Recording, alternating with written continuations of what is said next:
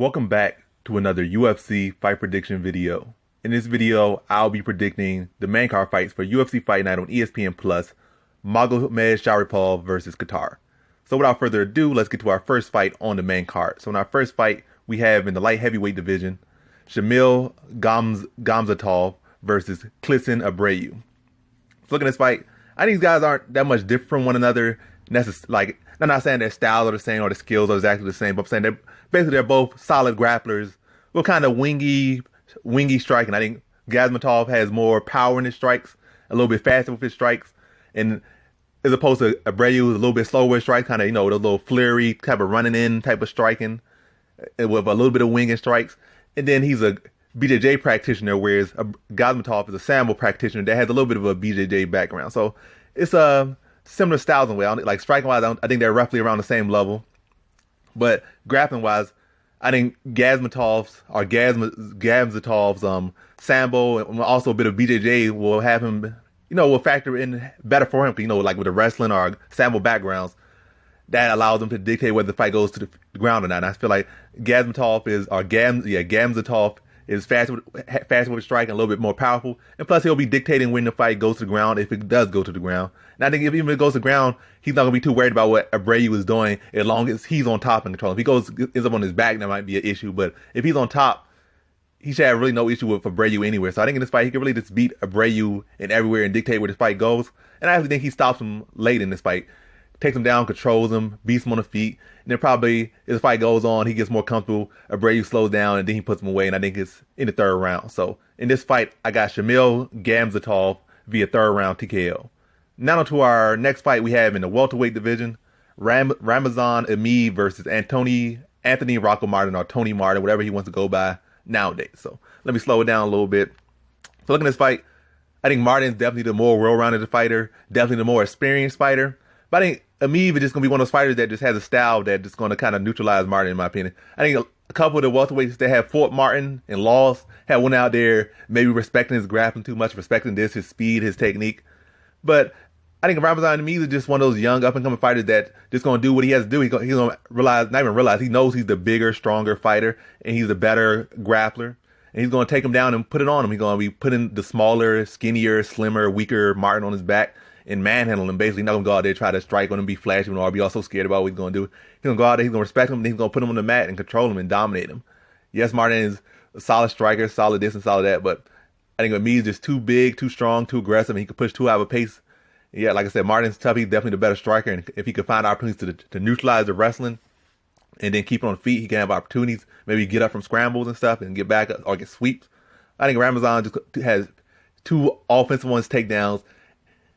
Two, he doesn't leave very much space for submission attempts or anything like that, and he's scrambling as well on top of that. Then on the ground, he's one of those people that has one of those real good Sambo backgrounds that he's just very heavy. I'm all stuttering, but he's very heavy base on top of you. It's going to be hard to really get him off, especially with a smaller fighter, former lightweight, going against a young and hungry welterweight, not no old and past his prime, weaker welterweight that's kind of just open for stuff. This guy's going to be on you the whole time. I don't really see the opportunities for Martin too much in this fight. But I just think Emeev dominates him on a decision. So in this fight, I got Ramazan Emeev via decision. Now to our next fight we have in the welterweight division, Imadaev versus Danny Roberts.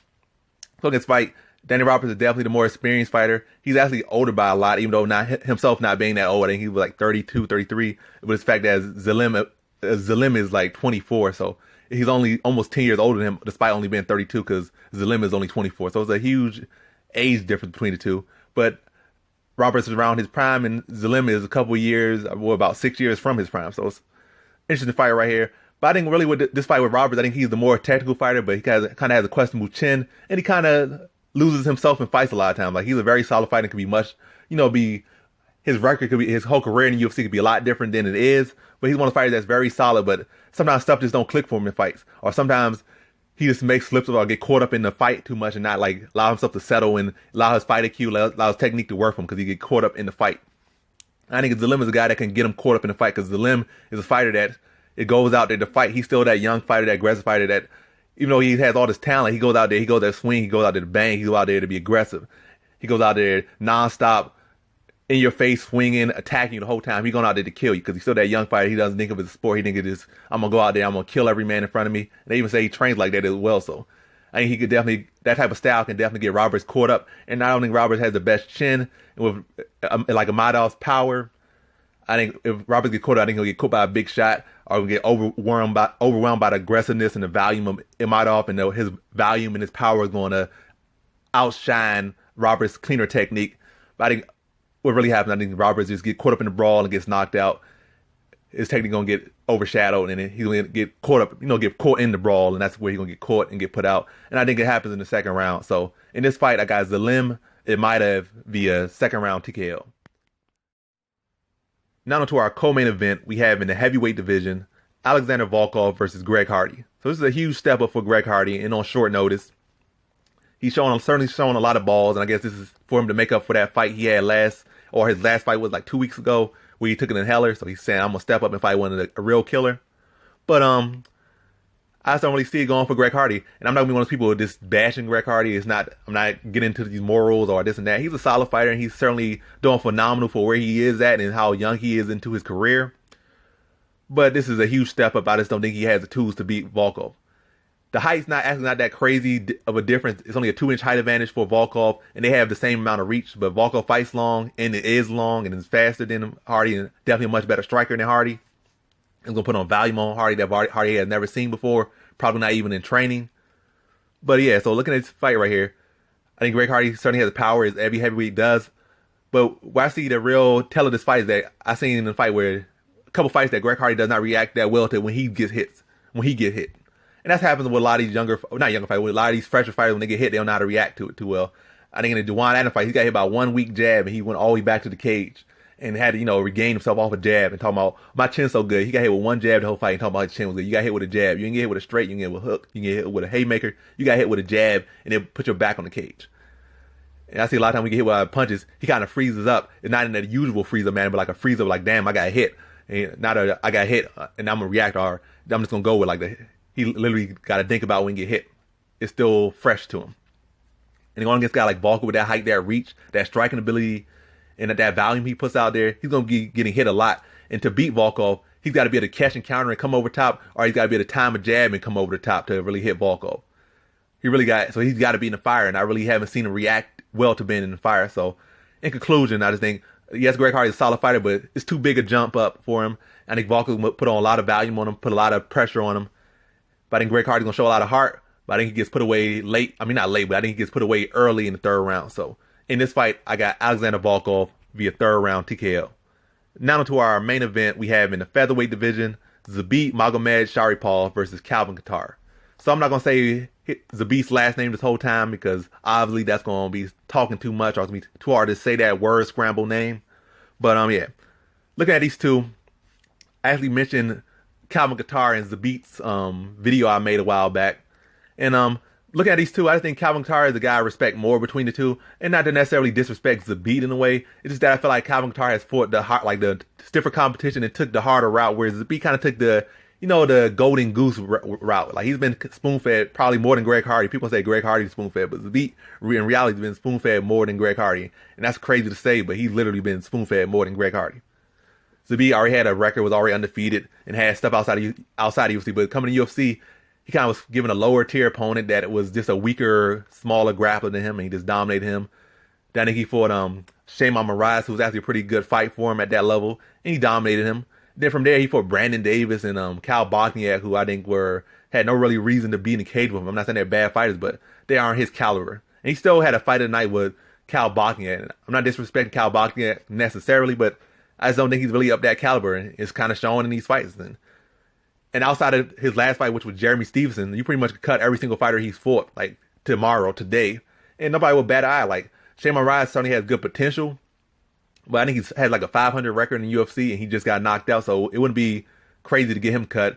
Cal Bosniak, I think, with like one or two wins in the UFC, and really should only have like one or less wins inside the UFC, and had like 4 or 5 losses. So definitely he could get cut. Brandon Davis should have been cut, but he dropped down, won a fight. Now I think he lost a fight, so probably 2-5 or 2-6. So definitely cut Brandon Davis, and the guy Mike Santiago already been cut. So really, the people that Zabit has been fighting has been kind of poor competition, whereas Calvin Kattar came in and fought Andre Fili, who was just being ranked, and he beat him from pillar to post from round 1 to the final seconds of round 3. I mean, till the bell rang to end the fight. So he beat him from pillar to post, a guy who just had been ranked or was considered to be ranked, and dominated him from the start to finish on short notice.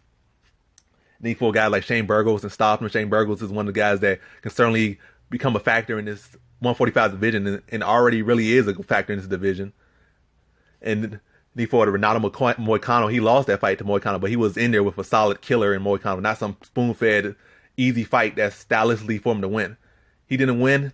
I don't think it was all that competitive, but he was competitive in that fight with a guy that was close to a title shot at one point. And matter of fact, Moicano's still not that far off a title shot. He just needs to get back on a winning streak, and he can be right back in that picture. Just on a 2-fight losing streak, but Moicano is still a very, very much a factor in this division. And then he just ran through Ricardo Lamas, who was a former title challenger. And it's not like he was coming off a loss. Ricardo Lamas was coming off a good win over a solid veteran and dominated. Like I'm gonna say Chad Scaleb. I forgot the guy's name at the moment. Oh yeah, Darren Elkins. Put on a good performance, then stopped Darren Elkins, who's a hard guy to finish. So he was coming off a very good win, because Darren Elkins is a guy that's hard to finish. And stylistically wise, they kind of match up very evenly, but he finished him, put a stamp on that fight, stopped a guy that's hard to stop, the guy that was evenly matched with him, and put him away. So he was coming off a good win, and Calvin Kattar just straight ran through Ricardo Lamas. So Calvin Kattar certainly has a better resume by far between the two. You can say Zabit beat Jeremy Stevenson, but Jeremy Stevenson, it's not really that big a name to talk about beating. And plus, stylistically wise, Jeremy Stevenson was set up to lose to Zabit. Zabit had the height, the reach, the speed, and he had the wrestling advantage. So he could fight on the outside or take down Jeremy Stevenson pretty much at a 50% clip. So he should have won and still put on a lackluster performance against Jeremy Stevenson, and gave up like 2 minutes of that last round just when Jeremy Stevenson clicked that if I double up my shots, I could land. And you start to see Zabit kind of not wilt, but start to slow down a little bit, start to be a little bit frustrated a little bit in that last couple minutes of that fight. Maybe even lost that last round just based off Jeremy Stevenson finally doing what he was supposed to do from the beginning. But all that being said, let's get to the actual prediction. I feel like I said, Calvin Kattar, I respect his path to where he is now more than Zabit's. But that doesn't say that's not to say that I don't respect Zabit's ability. I think Zabit's still the better grappler for sure, better wrestler for sure. But Calvin Kattar's takedown defense, I think, is good enough to neutralize Zabit's takedown. I think the height advantage that Zabit usually has, and the size advantage he usually has, won't be there as much. He'll be taller. But Calvin Kattar is actually the bigger fighter. He'd be looking like a welterweight in there sometimes. He'd be so big. He's like 5'11", 5'10", but he's very wide, very filled out. Zabit's like 6'1", but he's very lanky, like a weed head. Very long, like a druggie. But as far as fight, I feel like Calvin Kattar has the tools to beat Zabit. Like Zabit's very creative, but most stuff he does isn't very effective. But if he get to the ground, that's certainly his realm. But I feel like Calvin Kattar's takedown defense is too solid. I feel like Kattar is very good at cutting the cage off for the most part. And I don't feel like Zabit really moves on angles that well. He can move when he has that space. When you smother him, he can't really angle off. He kind of gets caught running on a straight line, and he's tall, his chin up. And that's what Calvin Kattar does. Has a real good jab, very fast, very good straight. And I think he's a more, I haven't seen Calvin Kattar tire yet. He's a better conditioned fighter. And I've seen Zabit slow down a lot of times in the third round. He slowed down against Bogniak in that third round. Slowed down against Jeremy Stevenson in that third round. So he slows down, and this is a 5-round fight. I don't know if he's going to make any adjustments or improve his conditioning, or for the fact that he's stepping up in competition, that he's going to do something different. But from what I've seen, he slows down, and Calvin Kattar is hot throughout the fight. He's attacking you nonstop with power, and he's got conditioning. He's on whatever that thing is. He's like blood dope, and that dude has mad cardio. And he's in your face nonstop on power, chasing you down, hunting for that finish, hunting to destroy you. And he's technically got good fight IQ. So I think this fight, Calvin Kattar can shut down Zabit's takedowns.